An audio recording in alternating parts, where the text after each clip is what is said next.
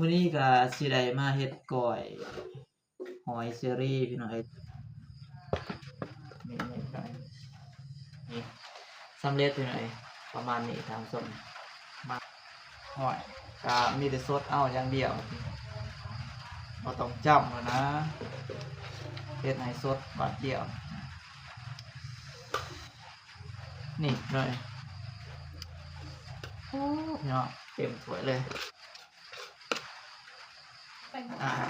ตอนนี้กำลังสิได้ไปเสิร์ฟพี่น้อง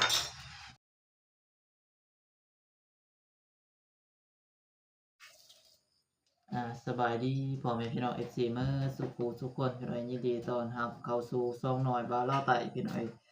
มื้อนี้ก็สิได้มาเฮ็ดก้อยหอยเชอรี่พี่น้องหรือว่าหอยปากพวงนะพี่น้องพี่น้องทางภาคไทยน่าจะเอิ้นว่าหอยเชอรี่นะท่านผู้ชมก็มาดำหน้าสวยป่ามื้อนี้พี่น้องก็ได้หอยเชอรี่มาพี่น้องก็สิได้มาเฮ็ดก้อยท่านผู้ชม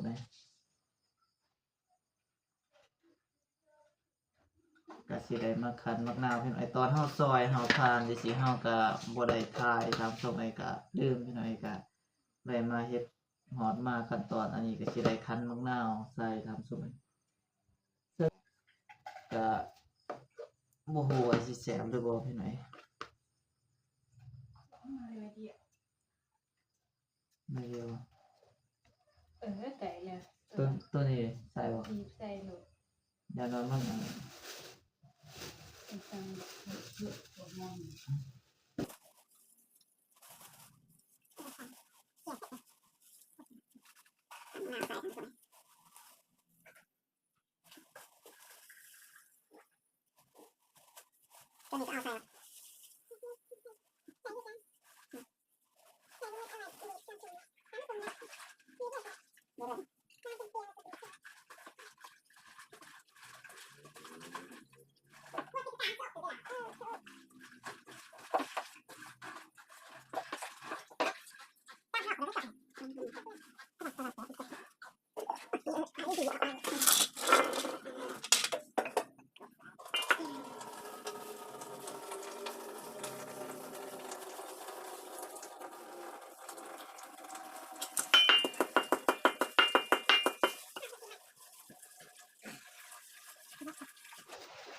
มันมี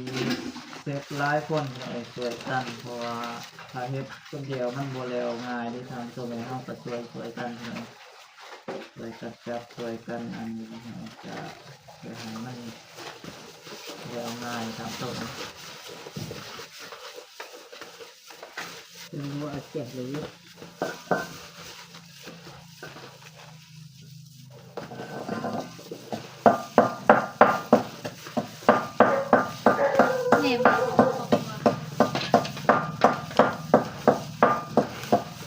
บีบมะนาวแล้วก็มาทำให้มันเข้ากันกับอันนี้กับหอยกับตัว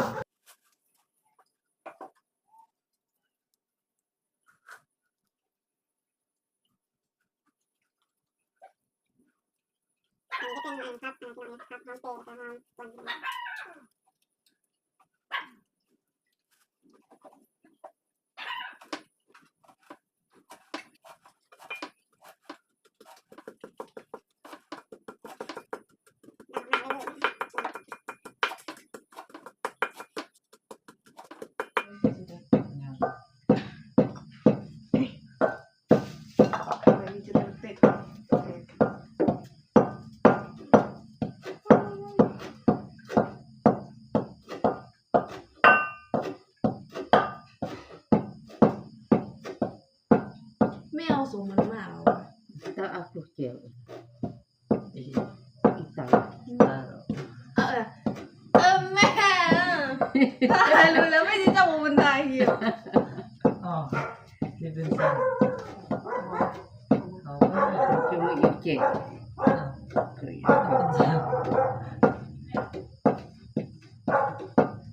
อีกเห็น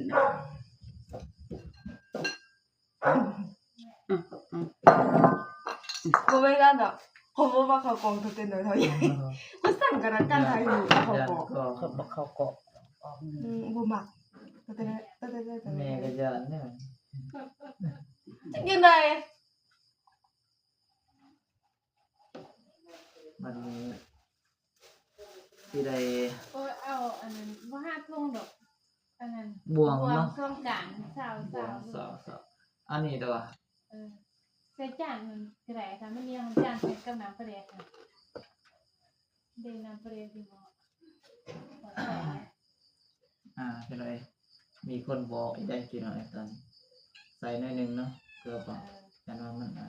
ใส่เลยก็ได้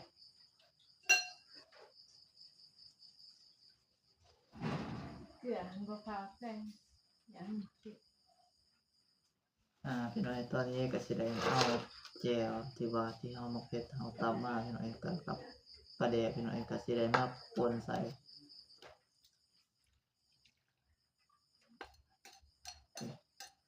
สองลงไปเลยพี่น้อย เป็นด้วยเลยคือจะเป็น เสียดายบ่มีคนจับกล่องหายทับส่งไหม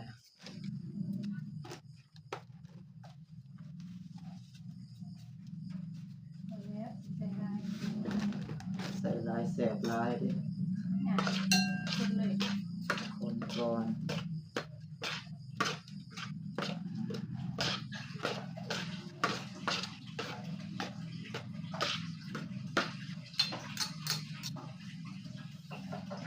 อันนี้ก็ง่าพี่น้อย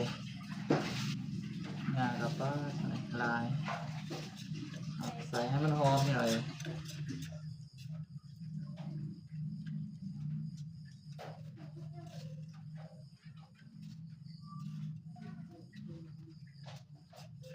หอมครับสามสมัยเด็ดก่อยใส่ง่าโอ้แสบ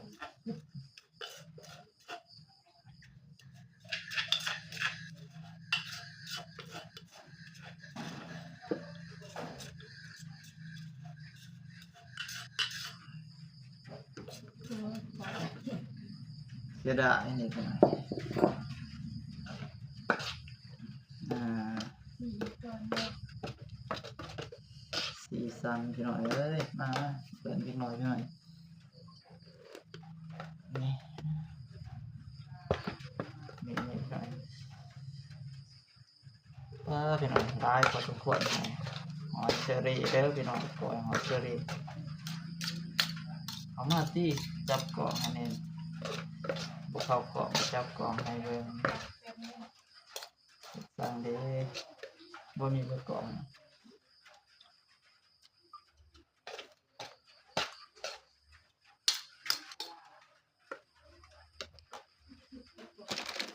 เสือพวกนี้กันเนาะ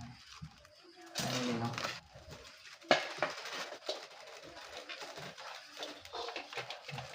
เค็มปวดสั่นนะตามทุกเขา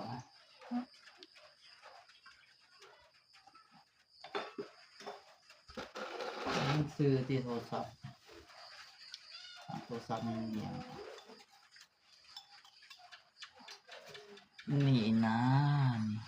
ให้มันตั้งสาย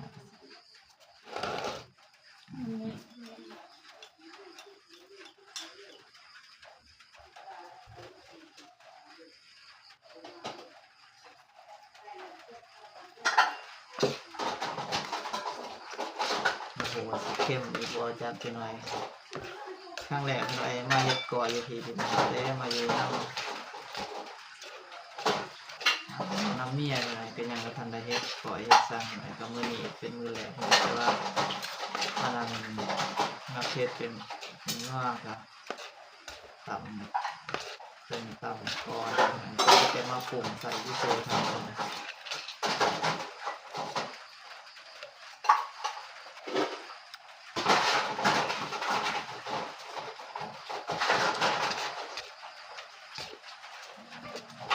อาจจะแสบแล้วพี่น้องต่อไปก็มีแต่ไซส์พักเลยเนาะนี่พี่น้องผักหอมเปรย์หอมป่นด้วยกัน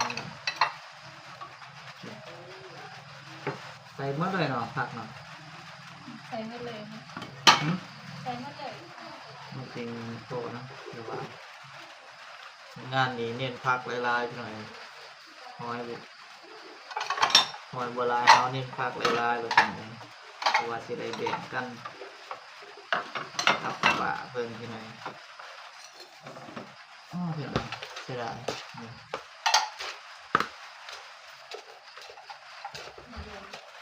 เสียดายบ่เห็นพี่น้อย แกะแม่ บอกซาลาเพิ่นจับกล่องให้ยังบ่จับให้พี่น้อย อันนี้กระเป๋าไปใส่ตัวหนึงไม่เอาแปะ สิแม่นแล้วบ่ได้เบิ่งคือกัน เอ๊ะ มาจะเบิ่งเกาะนี่อ้อพี่น้อยแซ่บๆน้ำกันเด้อพี่น้อย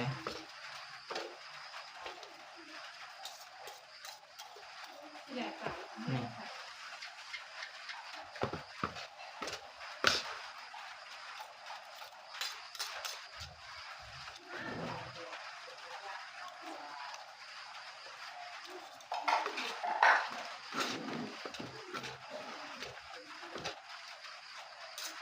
แสบครับพี่น้อยแสบสำหรับหน่อยว่าเราตายพี่น้อยโมโหว่าทางแม่กับพ่อเพิ่นสิกินได้บ่หรือว่าป้าเพิ่นสิกินได้บ่พี่น้อยเพราะว่าความมักของแต่ละคนมันบ่คือกันพี่น้อยบางคนก็มักเข้มบางคนก็มักจางบางคนก็มักนัวพี่น้อยนี่สำเร็จพี่หน่อยประมาณนี้ทางส้มมาพี่หน่อยไปอยากมากินน้ำกันพี่หน่อยก่อยหอยเชอรี่พี่หน่อยครั้งแรกพี่หน่อยเป็นกาหอมเสียพี่หน่อยนี่ปะ เออ คือว่าอันเดียว อันเดียวช่วยหน่อย แมวตักใส่หรือว่านี้พี่หน่อยแสบโลดพี่หน่อย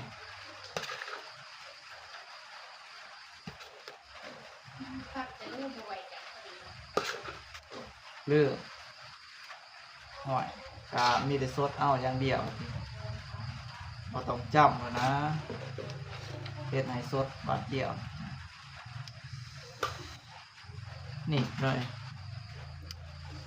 โอ้เนาะเต็มถ้วยเลย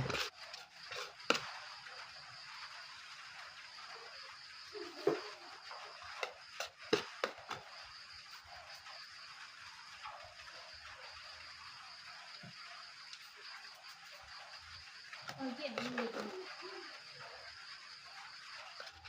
นี่อันนี้ก็สิตักใส่ถ้วยพี่หน่อย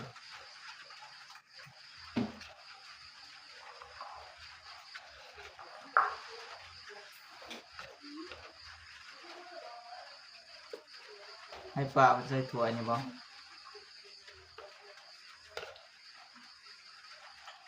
พอนิดหน่อยนะ เอ๊ะ อันนี้ก็ตักใส่นี่เลย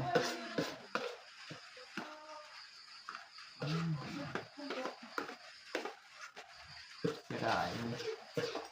จังหอมอ้าว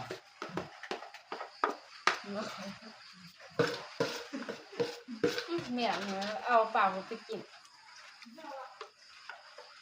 ปลาตัวเป็นไงตัวเป็นแค่ไหน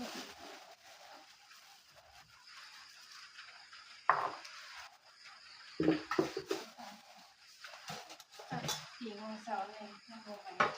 ใส่หมดก่อน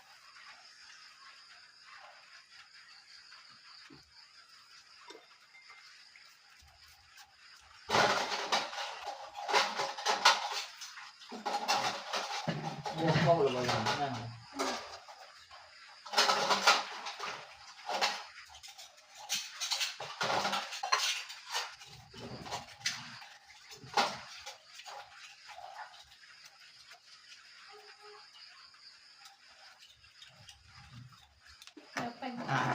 ตอนนี้กำลังจะได้ไปเสิร์ฟพี่น้อย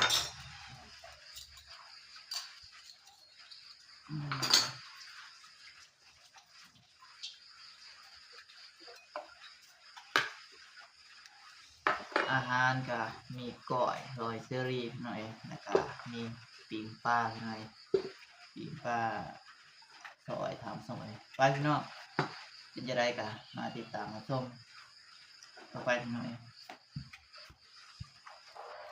คืออีหมัวกันเลย เนี่ยเจะอีหม อีแบบอีมือธรรมาด อืม จิบมันดาบพอดี นี่ไงนักเรียน อีกคนเนี่ย ตอนดึกกับดักเรา เป็นดาบดาบอีกอ่อน อยากเราเรียน อีเราลองนั่นอ่ะ เมื่อ เจ๊เลยนะยิ้ม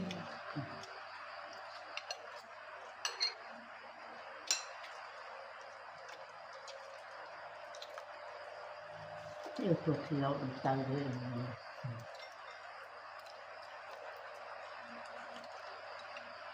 แต่อาจารย์มองผูกอุปต่อโลดตักทางม ก็ อง ยังไงจะซื้ออะไร เอาตากระหม่อมโลดเป็นหมูเอาเบียนมอนจัดอ่ะนี่คือ แจมพูดคือไงล่ะ หมูกรอบ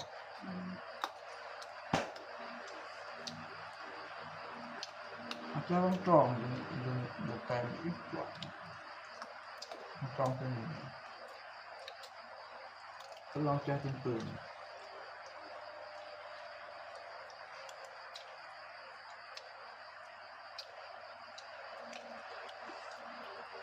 อีกตะดีไอ้คือตะดีหลอกผี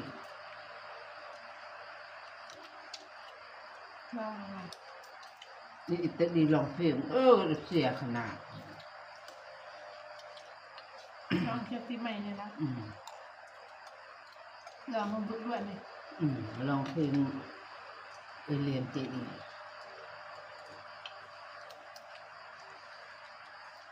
เสียจะขนาด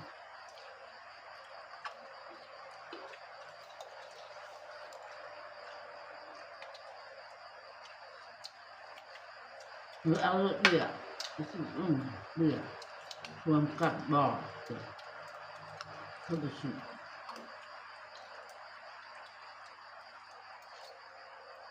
จะเอาเราให้ขอให้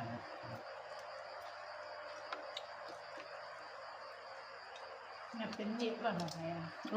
จุดยกกู ทำยกคนสักอันทีอันนี้ยิ้มจะไม่เสียใจ เราจะเชื่อไม่ให้คำอับสายเราจะยิ้มเลยเสียดเราจะยิ้มมันยังเสียดดำสองวงวงอีกทีจะการแสดงเงียบยกโป่งดำเงียบยกโป่งแสบเนื้อแสบแล้วให้จะแสบ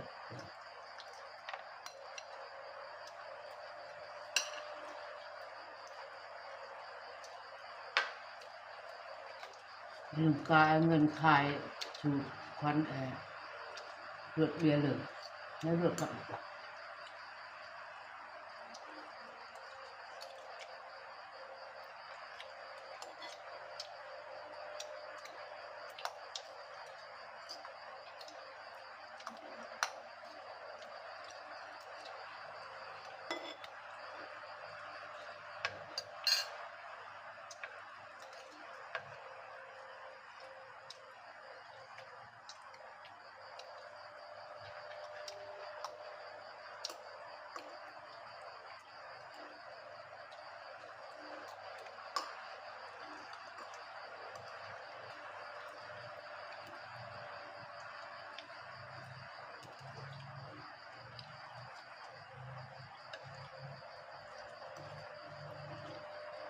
ประเบิมเข้มงวดอำดูเราเรียนหนึ่งอเต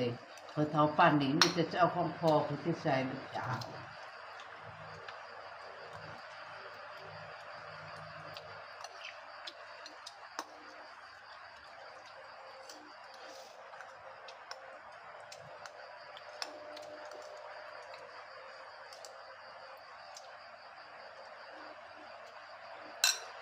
ตัว